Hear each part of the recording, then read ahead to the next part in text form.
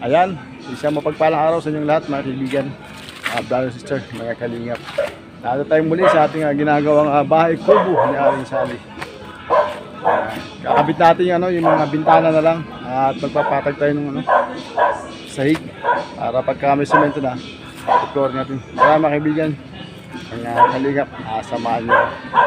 Patayin ko lahat malakas yung sounds. Yan, ating gagawin ngayon. Yung mga bintana na lang. May sounds kaya lumayo tayo. Ayun isa. Ayun. May pinto na tayo. Ayun sa bintana. Pagtapos natin ito mga kaibigan, mga kalingap, pupunta natin si Nanay Sally para tanungin kung kahit walang flooring, kung gusto niyang tumira na rito. Kasi talagang parang tagulan na.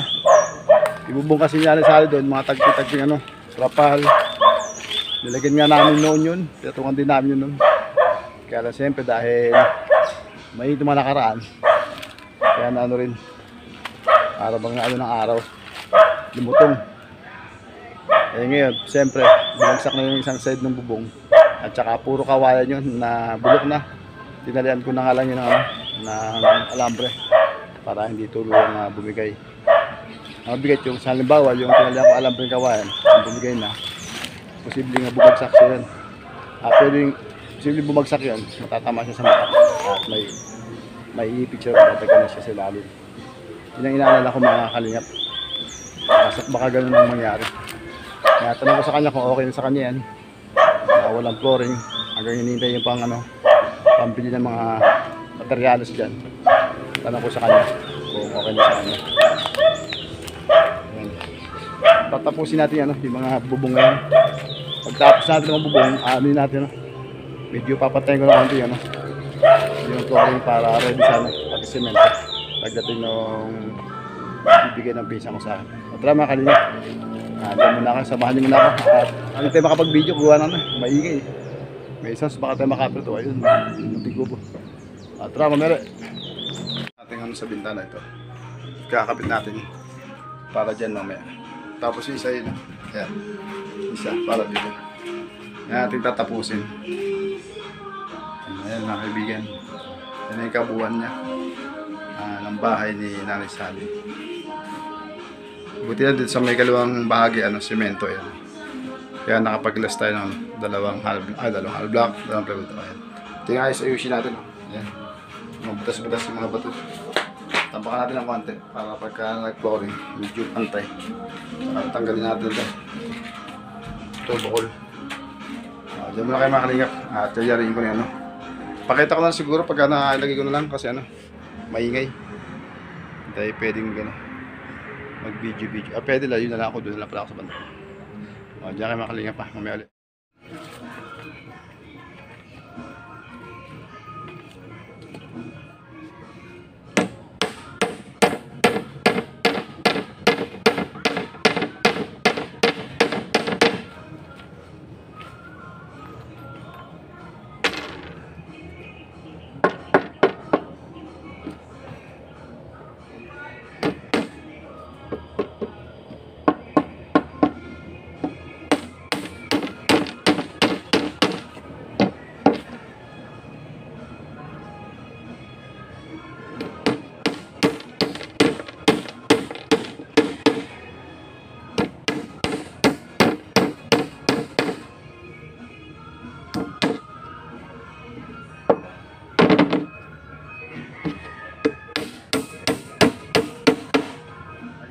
Tayo dahil bintana lang naman to.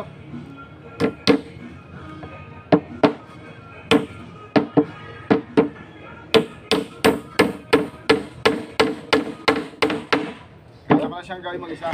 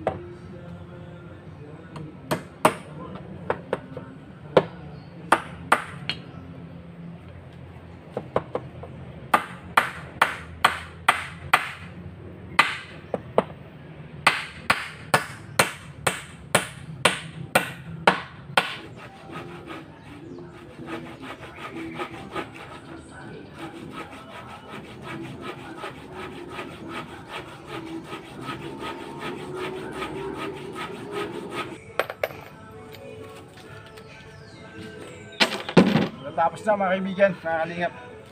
Dito na ito, ang pitalo to. Dito na ito, isang to.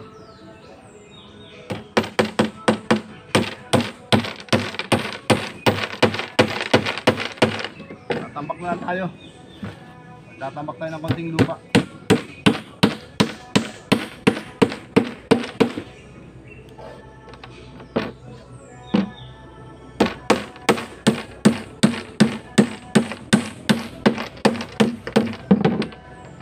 Natagilid natin yung pagpapako, gawa ng mahaba, dos. Ano, medyo na lang itong ating frame. Ay, slide para hindi ano, para hindi tumagos.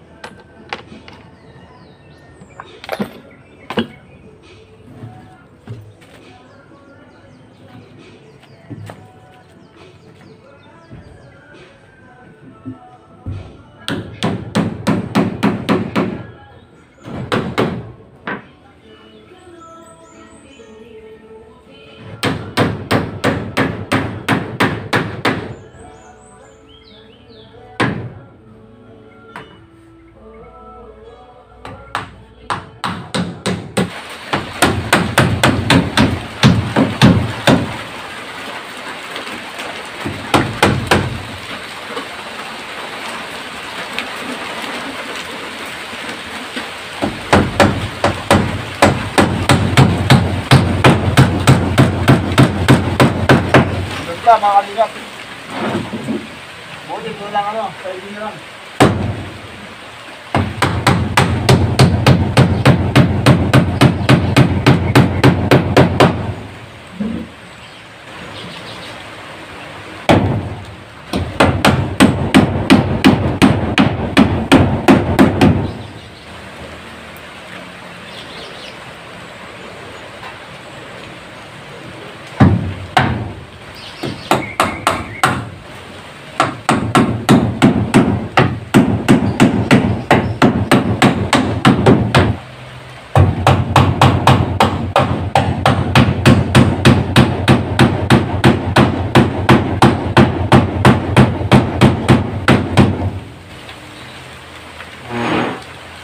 Ayun na mga kalingap, yung kabuuan.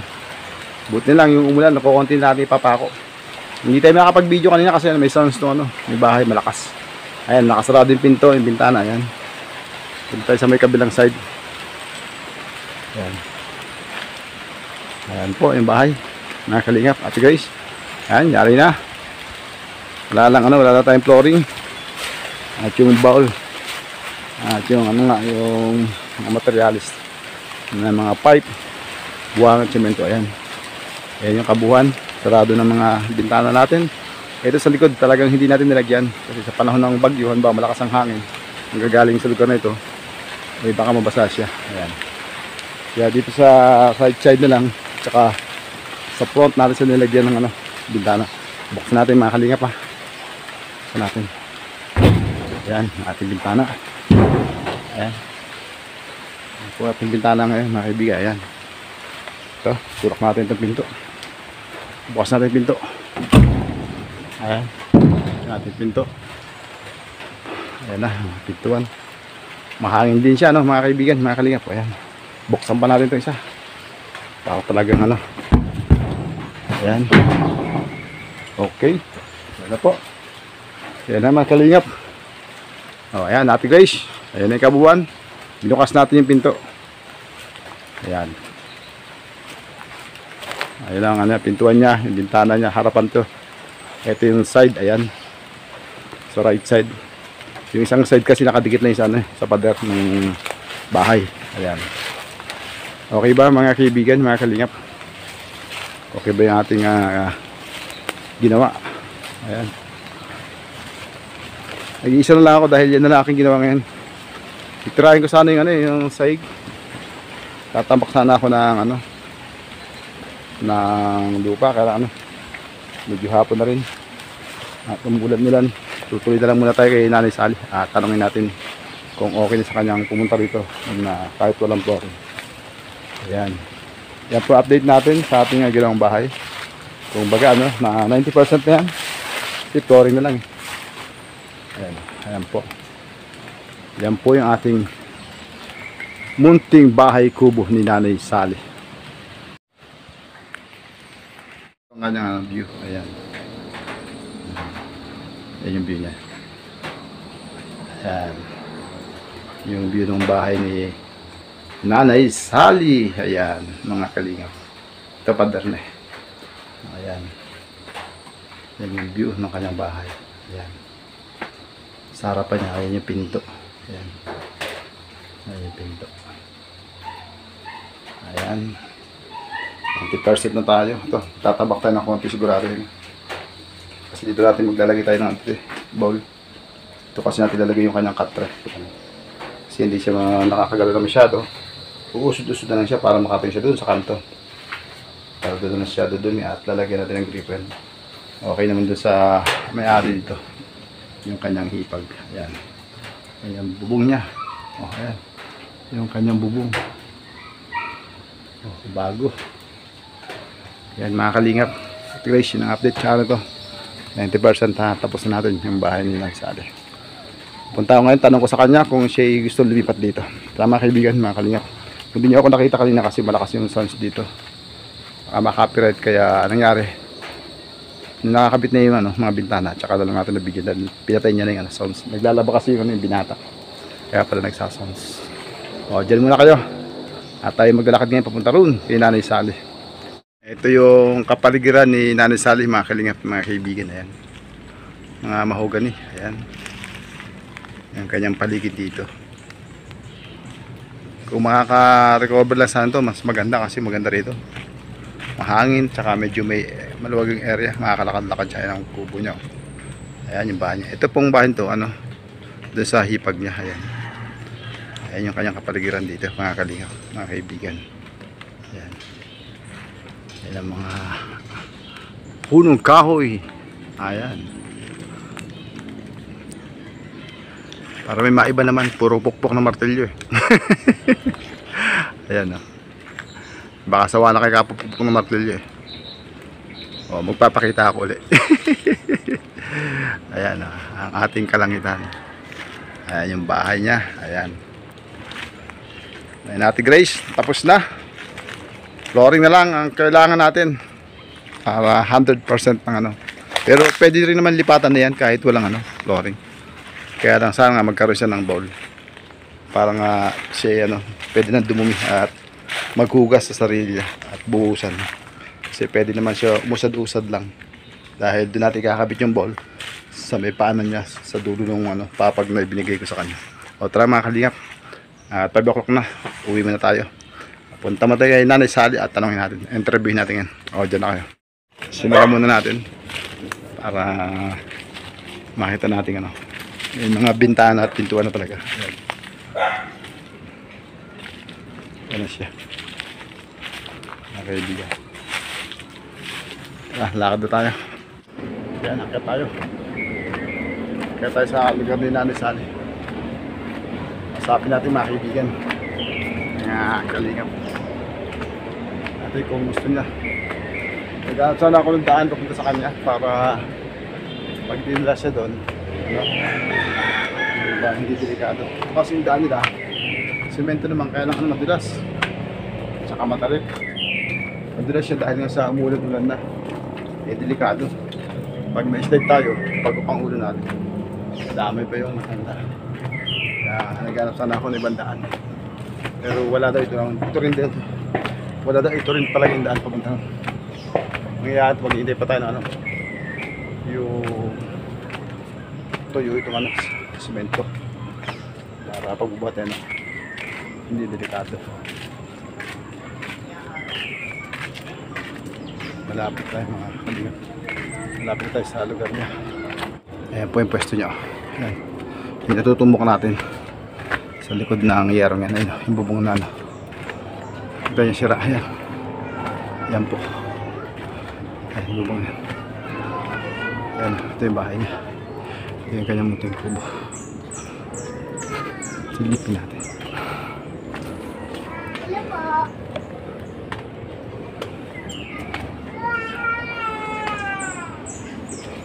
Huli ka. Huli ka, may hawak ka, ano yan?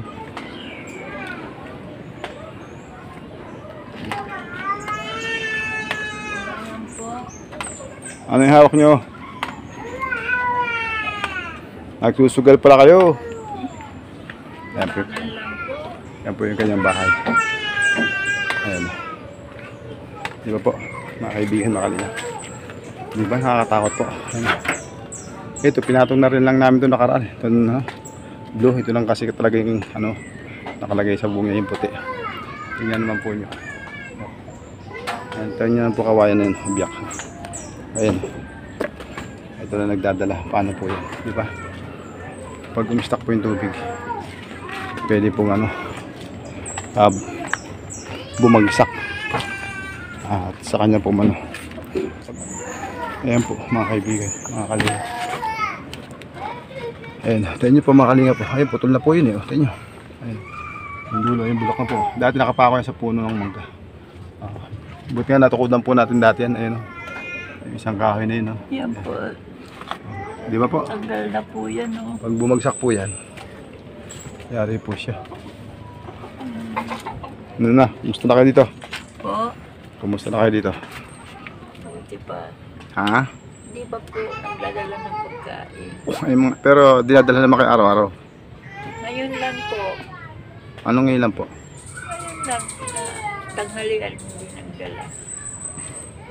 Sabi nyo ngayon lang eh, hindi pa rin kayo dinala ngayon, di ba? Po? Tinatanong ko po sa inyo, sapul po nung nagbigay ng bigas. Ilang beses po kayo binigyan ng pagkain ng kanin? Araw-araw naman po. Ngayon lang ang hindi. Ayan, ngayon lang kayo hindi pa nabigyan. Sabihin, baka naubos na.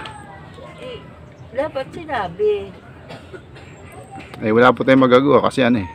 Kumbaga tayo lang po eh, nagmamalasakitan eh. Kung ano lang yung meron, yun lang yan. Eh, pinananghalian ko ngayon, 2 manggang Hindi nagbigay. ano, nahingi ko sa mga bata, 2 ano. Ito nga yung ano. Ay, kumusta rito? Maski tubig, ayaw ko bigyan. Pero may tubig, yung tubig nyo dinala kasi wala na. Wala na po. Kahit tubig, wala na rin ngayon. Ano natira dyan? Diyan, wala na natira. Konti na lang. Ayan. Yung bang bahay na ginawa namin doon, kahit walang simento, pwede ka doon? Kaya anayin po ito. Lalo na nga anayin. Hindi, kinatanong nga po kita. Pwede na ikaw lumipat doon kahit walang semento yung saig? o hintay mong bumagsak po sa bubong na yan. Pag napuno kasi yan ng tubig yan, pwedeng bumagsak na po yan. Kung wala lang yung tukod na isang kahoy, bagsak na yan. Eh, Ano po sa ano nyo? Decision nyo. Kasi yung pong pang-flooring, wala pa pong pang-flooring. Hindi ko alam kung kailan ako bibigyan ng pinsan ko para ma-flooringan ko yan. Pero ano po sa tingin nyo yung bahay na ginagawa ko? Mayayari na, hindi pa. sabi ni Jima, ano daw, diningdingan na daw ninyo Kailan siya galing dito? nung isang araw. O nga, sa palagay nyo, mga ano na status ng bahay kubo doon? Sa inyong palagay. Yun lang ang inano niya. Sa inyo pong palagay sa sarili nyo. Yari na siya, hindi pa. Di pa siguro dahil Yari na po siya. Kompleto na po dingding niya. Kompleto na po bubong niya. Yung sahig lang po ang walang semento. Kaya sa inyo kung gusto niyo nang lumipat doon nang wala pang semento. Kasadyan kasi baka biglang bumuhos, tuloy-tuloy na yata ang tagulan. Baka ito yung magpumundo tubig diyan, biglang bumaganon. Meron naman tao doon, yung dalawang apo niyo ba sa pamangkin yun? si Tungaw at saka si Boboy. Ano pong decision niyo? Gusto ko na nga po lumipat eh. Ano ba lang nyo gusto nyo dalhin dyan? Sa mga yan? Ito lang, Ano pong laman ng mga yan? damit po. Etong mga ito, ang laman to mo. Itong urukan. Damit pa rin po. Ito itatapon na yung pampers. Sayang yan, hindi nyo ginamit. Ba't di nyo ginamit? Hindi po, nabasa na ng ulan dyan. Sayang, ang dami pala yun. May nagbigay pa sa inyo, hindi nyo ginamit. Ayaw naman ako paggamitin ni Dili. Bakit hindi? Kayo may katawan, kayo nakakalam nun. Ewan ko, sa kanya dahil Hindi, kayo may katawan. Nasa inyo kung gusto nyo gamitin. Kaya makalinga po, isang balot pala. May nagbigay. Hindi ginamit. Nabasaan na daw. Kaya ilang taon na kayo sa lugar nito? ay kung sa tagal, siguro may mga Dito po, sa tinatayo ninyo mismo. Ngayon. dito? Oo. Isang taon mahigit. Isang taon na migit. Kayo. Opo. O ngayon, bago tayo malipat doon, sino-sino yung nagmalasakit sa'yo na pwede mong pasalamatan? Ito, Sino po siya? si Iday, tsaka yan. Ano po sino patatay po? Ha? Sino ba nagpalig sa'yo magtayo-tayo ka rito pansamantala? Ay, yung anak ni, kapatid ni Iday, yung nasa Pampanga. Hindi yung tatay nila. Hindi. O sino gusto mong mapasalamatan kahit paano sa mga taong kapag abot-abot siya sa panahong nandito ka? Sila po, at saka yan. Ay, banggitin nyo po, ano pangalan po? Si... Kalimutan ko. O dito sa loob ng compound, sino? Dito sa compound, sino? Si Iday. Sino pa? Si Kuya. Yung Tatay po. nila. Opo, ay yung mga yung po mga nagbibigay-bigay dito. Paligid. Yan, nagbigay yan. At saka yung Sino po yan? Tuturo nyo. Ano pangalan po niya? si Ayay, hindi kilala yung mga nagmamalasakit sa kanya. O yung mga sa akin ngayon, itong mga huli natin yung natin binigyan ng bigas para ka. Ang tag ito. Isahugan nila. si Nagsahin sa inyo itong mga huling mga araw. si Mona. Si Mona. Si Mona. Ay mga unang sabi niyo may isang taon na kayo doon. Sino-sino nakapagbibigay sa inyo rito? Kapag bibigay ito. Sino po siya? Si Iday. At saka Sino po? Si... Yung bahay doon? Opo, yan o. Yung sa labas? Yan. Ano pangalan niya? Tapos, Ito si, maraming salamat sa nagbibigay sa akin dito. Nagdadaan dyan, nabigita ako. Tapos, okay lang kung naawa sila sa akin. Okay lang yun. Tapos pag naman, sa tingin niyo, paano ko kayo nakilala? kay si Elsie, Gemma, si Elsie, Alam niyo po ba kung bakit kayo nagkaroon ng bahay? Sa ngayon, may nagpatayo ng bahay kubo niyo. Yari na yung bahay mo, flooring na lang kulang. Anong masasabi mo? Unang-una, nagpapasalamat ako sa Panginoon. Pangalawa, Lord, si Crispo, Kenon, mabait po siya. Kung di siya mabait, hindi siya tutulong ng ganun sa akin. Nagbigay ng materyales,